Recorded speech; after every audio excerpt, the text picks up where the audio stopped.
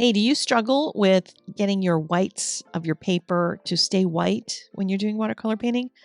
I had many, many years of struggling with that. I really like the bright white of the paper, and it's really hard sometimes to keep from overpainting.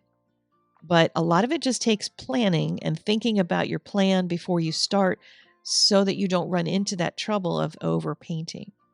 And I came into this painting with a plan because I did a sketch the day before so that I was ready to roll when the live stream came. So you can watch the full painting over on the Daniel Smith YouTube channel. And I'll link to it in the doobly doo down below, but you can also just go over to their channel and look for the thumbnail with the car and enjoy some painting because I got this done in 45 minutes by taking away the background and just painting in a sky instead, which I think makes it a little cleaner, a little icier. And I used hardly any colors in this too. You don't need to have a lot of colors. You just need to have a lot of value to get a painting that looks three-dimensional. At the very end, I even customized the license plate because, what's an artist to do? Why would we put some real license plate number in there? Let's make it fun.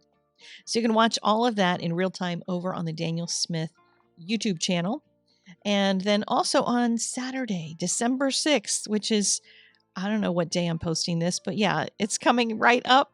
Don't forget to come to Open Studio. It's a free Zoom call, and I'm going to be finishing this page that I started in a recent video and making it into a holiday themed nature journaling page.